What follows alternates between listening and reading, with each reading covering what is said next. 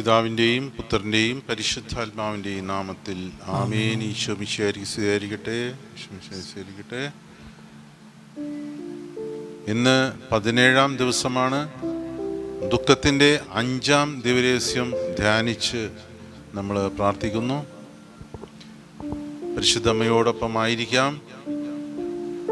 നമുക്കെല്ലാവരും നമ്മൾ ഏറ്റവും കൂടുതൽ ഓർക്കുന്ന ഒരു ഭാഗമാണ് ആ കുരിശിൻ ചോട്ടിൽ നിൽക്കുന്ന പരിശുദ്ധ അമ്മ.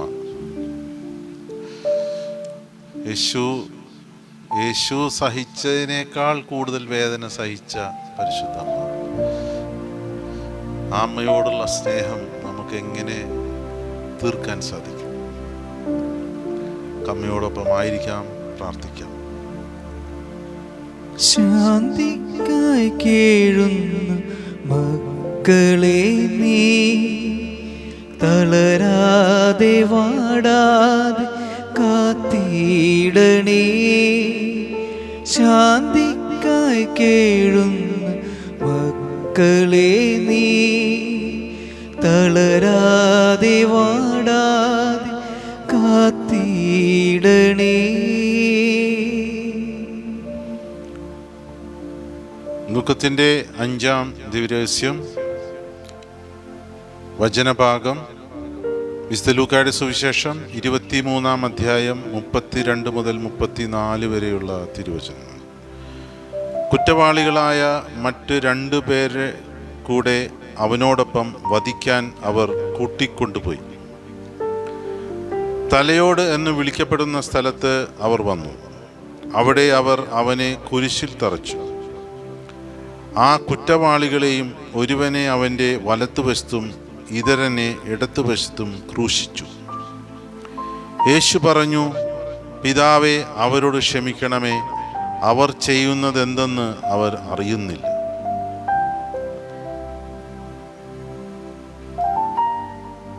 ഒരു വ്യക്തിക്ക് എങ്ങനെ ഇങ്ങനെ പ്രാർത്ഥിക്കാൻ സാധിക്കും? ഇതാ, ആരാണോ തനിക്കെതിരെ കുറ്റം ആരോപിച്ചത്, അതുമൂലം കുരിശിൽ തറക്കപ്പെട്ട് ആ അവസ്ഥയിൽ ആ കുറ്റം ആരോപിച്ചവർക്ക് വേണ്ടി പ്രാർത്ഥിക്കുന്ന യേശു, ആ സ്നേഹമാണ് നിരുപാധികം ക്ഷമിച്ചുകൊണ്ടുള്ള ആ സ്നേഹം. നിരുപാധികം. എന്തുകൊണ്ടാണ് യേശു അത് അങ്ങനെ നമ്മളെ പഠിപ്പിക്കുന്നത്? അതിൻ്റെ അകത്ത് വലിയ ഒരു അനുഗ്രഹം ഒളിഞ്ഞു കിടപ്പുണ്ട്. വലിയ ഒരു അനുഗ്രഹം. അത് യേശു നമ്മളെ പഠിപ്പിക്കുകയാണ്, ലോകത്തിന് മുഴുവൻ പഠിപ്പിക്കുകയാണ്. ഇന്ന് വരെ ലോകത്താരും അങ്ങനെ ചെയ്തിട്ടുണ്ടാവില്ല. ആരോപിച്ചുകൊണ്ട് തന്നെ വധിക്കാൻ വിട്ടുകൊടുക്കുന്നവർക്ക് വേണ്ടി പ്രാർത്ഥിക്കുന്നു. അതെന്താണ് പ്രാർത്ഥന? പിതാവേ, ഇവർ ചെയ്യുന്ന എന്തെന്ന് ഇവർ അറിയുന്നില്ല, ഇവർ ക്ഷമിക്കണമേ എന്നാണ്. ആ തെറ്റ് ചെയ്തവർക്ക് വേണ്ടി കരുണയ്ക്കായി പ്രാർത്ഥിക്കുകയാണ്. അവരെ ഈ ഒരു പേര് കാരണം, ഈ ഒരു തെറ്റുമൂലം അവരെ ശിക്ഷിക്കരുതേ എന്ന് അവർക്ക് വേണ്ടി പ്രാർത്ഥിക്കണം. നേരത്തെ ഞാൻ പറഞ്ഞതുപോലെ ഇതൊരു വലിയ രഹസ്യമാണ്. ഇതിൻ്റെ അകത്തൊരു അനുഗ്രഹം ഒളിഞ്ഞു കിടപ്പുണ്ട്. നമ്മൾ സ്വർഗസ്ഥനായ ഞങ്ങളുടെ പിതാവേ എന്നുള്ള പ്രാർത്ഥനയിൽ നമ്മൾ പ്രാർത്ഥിക്കാറുണ്ട്, ഞങ്ങളോട് തെറ്റ് ചെയ്യുന്നവരോട് ഞങ്ങൾ ക്ഷമിക്കുന്നത് പോലെ ഞങ്ങളുടെ തെറ്റുകൾ ഞങ്ങളോട് ക്ഷമിക്കണമേ. അത് ചൊല്ലുമ്പോൾ പല ലെവലുകളുണ്ട്. ആ ക്ഷമയിൽ നമ്മൾ ക്ഷമിക്കുന്നതിൽ പല ലെവലുകളുണ്ട്, പല ഘട്ടങ്ങൾ.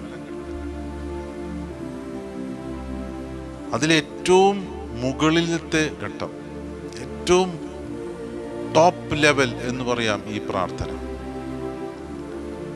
നമ്മൾ ക്ഷമിക്കുന്നു എന്ന് പറയും. പലരോട് നമ്മൾ ക്ഷമിക്കാറുണ്ട്.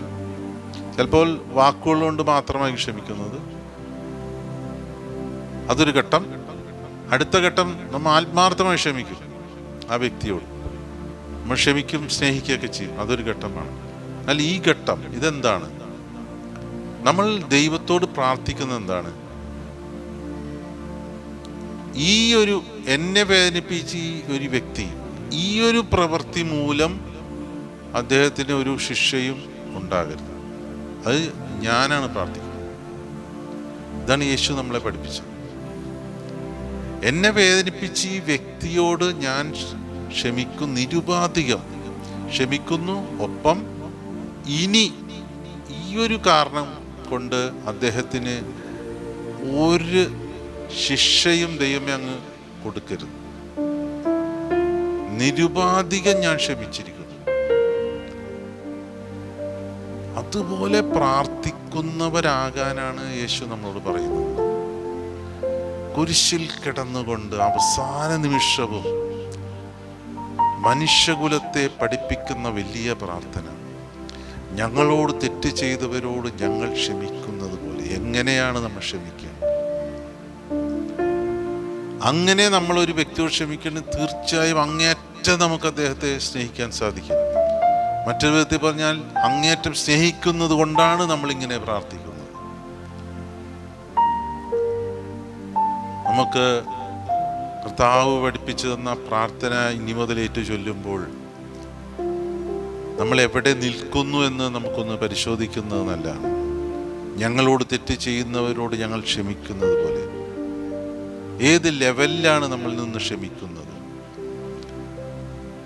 ഈ ഒരു ലെവലാണെങ്കിൽ ദൈവം നമ്മളോട് എങ്ങനെയായിരിക്കും ക്ഷമിക്കുന്നത്? അതിലൂടെ നമുക്ക് കിട്ടുന്ന ദൈവ അനുഗ്രഹങ്ങൾ എന്താണ്? ഏറ്റവും പ്രധാനപ്പെട്ട അനുഗ്രഹം ഇതാണ്: എല്ലാ കെട്ടുകളും അഴിഞ്ഞു പോകും, എല്ലാ ബന്ധനത്തിൽ നിന്നും നമ്മൾ മോചിതരാകും, ജീവിതത്തിലെ എല്ലാ തടസ്സങ്ങളും നീങ്ങിപ്പോകും. കാരണം ഈ ഒരൊറ്റ പ്രാർത്ഥന. പല തടസ്സങ്ങളും നമ്മുടെ ജീവിതത്തിൽ ഉണ്ടാവും. നമ്മൾ സമർപ്പിച്ച് പ്രാർത്ഥിക്കുക എല്ലാം നമ്മൾ ചെയ്തിട്ടുണ്ട്, എല്ലാ നല്ല രീതിയിൽ തന്നെ നമ്മൾ ജീവിക്കുന്ന വ്യക്തിയാണ്. എന്നാൽ ഈ ഒരു പ്രാർത്ഥനയിലൂടെ നമുക്ക് ലഭിക്കുന്നത് വലിയ ഒരു അനുഗ്രഹമാണ്. നമ്മൾ നമ്മത് ചൊല്ലാൻ ശ്രമിക്കുക, ആത്മാർത്ഥമായി ഏറ്റെടുത്ത് ചൊല്ലുക, വലിയ അനുഗ്രഹങ്ങൾ നമുക്ക് ലഭിക്കും. കുരിശിൽ കിടന്നുകൊണ്ട് മരിക്കുന്ന സമയത്ത് യേശു പഠിപ്പിച്ച പ്രാർത്ഥനയാണ്. അത് നമുക്ക് ഏറ്റുചൊല്ലാം. അതാ ദുഃഖത്തിൻ്റെ 5-ാം രഹസ്യം ഇങ്ങനെയാണ് നമ്മൾ ചൊല്ലുന്നത്: കർത്താവ് മിശിഹായെ, അങ്ങ് ഗാഗുൽത്ത മലയിൽ വെച്ച് ഇരുമ്പാണികളാൽ കുരിശിൽ തറക്കപ്പെട്ടു എന്ന് ഞങ്ങൾ ധ്യാനിക്കുന്നു. എൻ്റെ പ്രാർത്ഥന ഇങ്ങനെയാണ്: അമ്മേ മാതാവേ, എല്ലാവരോടും നിരുപാധികം ക്ഷമിക്കാനും അവർക്ക് വേണ്ടി കരുണയ്ക്കായി പ്രാർത്ഥിക്കാനുമുള്ള കൃപയ്ക്കായി അമ്മ എനിക്ക് വേണ്ടി പ്രാർത്ഥിക്കണമേ.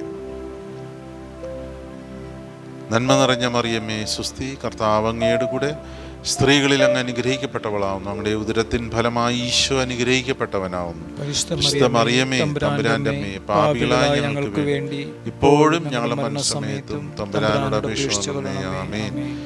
പിതാവിൻ്റെയും പുത്രൻ്റെയും പരിശുദ്ധാത്മാവിൻ്റെയും നാമത്തിൽ ആമേൻ. എല്ലാവരെയും ദൈവം സമൃദ്ധമായി അനുഗ്രഹിക്കട്ടെ. ദുഃഖത്തിൻ്റെ 5-ാം ദിവ്യരഹസ്യം ഇവിടെ അവസാനിക്കുകയാണ്. നാളെ നമ്മൾ ദുഃഖത്തിൻ്റെ രഹസ്യം, ഒരു ജപമാല നമ്മൾ ഏറ്റുചൊല്ലുന്ന ദിവസമാണ്. നമുക്കൊരുങ്ങാം. ഈ രഹസ്യങ്ങളെല്ലാം നമ്മൾ ധ്യാനിക്കുക. നമുക്കൊരുങ്ങാം.